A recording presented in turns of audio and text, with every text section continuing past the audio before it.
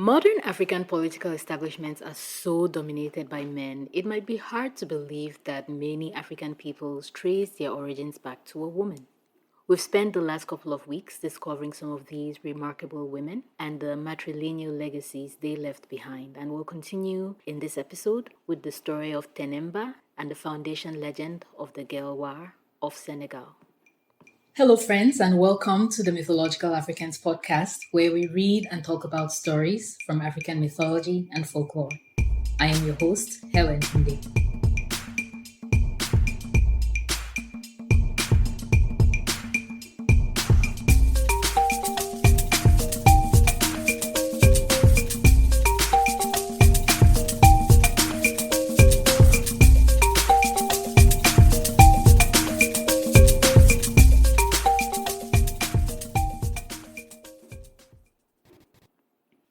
The old stories say a woman, Tenemba, founded the Gelwa lineage. The stories say she and a group of people ran away from Mali after their village was destroyed during a war. She was pregnant at this time by her lover, a jelly. The stories say she hid in a cave deep in the forest that bordered the sea west of Kabu. She hid for 9 years, never coming out except by night. But one night, she was seen by a hunter who reported the news to the king. The king consulted his shrine about what to do, and the shrine recommended that he go to the cave with a group of drummers during a full moon and drum until the woman showed up.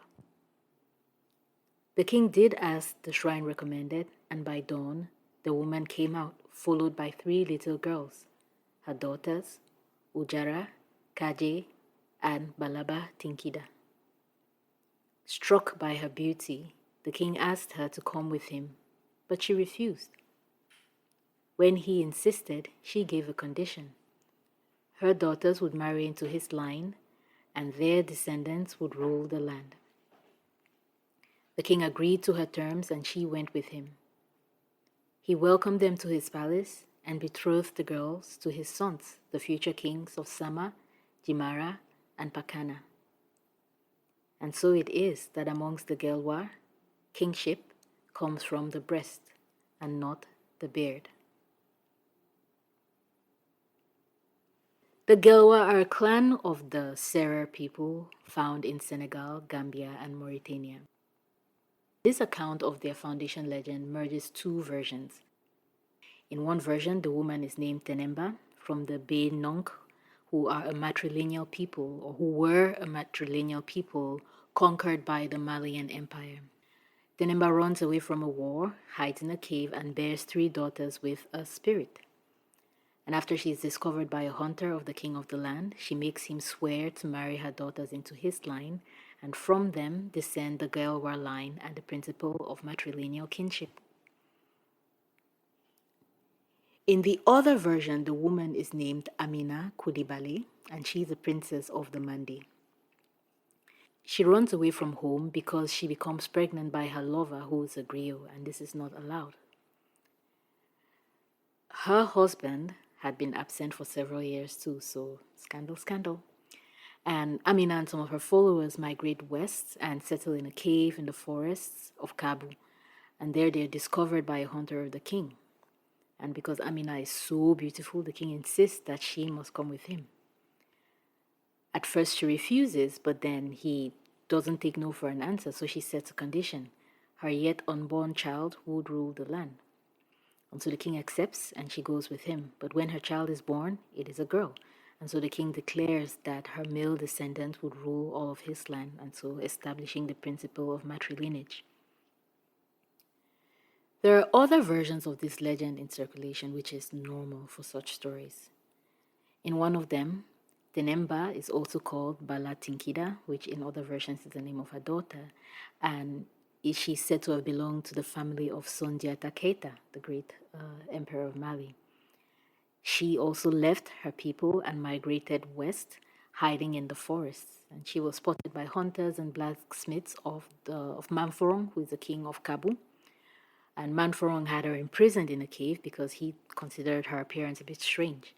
But sometime later, Her guards heard the sound of babies crying coming from within her cave, and so they knocked down the wall, the stone wall that they had used to close the entrance to the cave. And when they did, they found Tenemba breastfeeding 3 newborn female children. And the event was so extraordinary, people came from far and wide to see for themselves.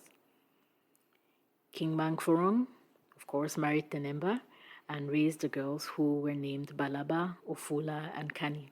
And when they were of age, Tenemba's daughters were given in marriage to 3 important rulers of Kabu provinces, Pathiana, Jimara, and Sama. And Tenemba herself was given the province of Propana, and that's where the capital of Kabu would later be located. From then on, her descendants had the right to rule Kabu. In yet another version, Tenemba is a Mande princess, and she is accompanied by her sister Kuntam when she flees her father in defiance of his wishes for her to marry a person not of her choosing. And to escape the king's men, the sisters hide in a cave, but they are discovered by a Fula hunter from Pachana. Of course, the hunter tells his king, who consults the diviner on what to do, and the diviner advises the king to capture the women, so he does. Tenemba and Kuntam are taken to the chief's village and imprisoned for 3 years with nothing to eat or drink. But then one day, the people heard clapping and singing and dancing coming from Tenemba's cell. And so they opened the door and they are astonished to see that she had 3 little girls with her, and these were her daughters, miraculously born. The girls, who were named Ufara, Kaje, and Balaba Tinkida, married men from surrounding villages, and after some clever machinations from their mother, secured their places as the founders of the Kabu matrilineage. And Kabu was a kingdom from back then, which is tied to the Ser and the Gelwa people of present day. So I should note again that it's perfectly normal for there to be multiple versions of a legend as it travels over time and encounters different people with different agendas. What is important is that we see here, as in other parts of the continent, a woman at the root of the founding of a people, with the result that matrilineality becomes the norm. Commenting on the Tenemba versions of this myth, Senegalese scholar and poet Koundiora Dramé notes that as a consequence of these events, only men from the houses of her daughters, so the houses of Sama, Jimara, and Panchana, could aspire to the rank of emperors, since it's believed that they had the military greatness of their fathers and the spiritual superiority of their mothers. You should note the miraculous circumstances surrounding the birth of Tenemba's daughters. And he also notes that with the marriage of the male descendants of patriarchal society to the female descendants of a matriarchal society, there is a union of invader and invaded, and that union results in a consolidation of power. And this is characteristics of that complementarity that we find showing up again and again in traditional African societies. So we'll stop here for now with these juicy stories. And I hope to see you next week for the final episode of this series. And I'll have a little snippet in there of something to look forward to. A hint, it's not my book. We're going to talk about my book, of course, but it's another book that I remembered as I was working on this episode. And it's not yet out, but I'm really looking forward to it because it will delve even more into this topic. So thank you as always for listening, and see you next week.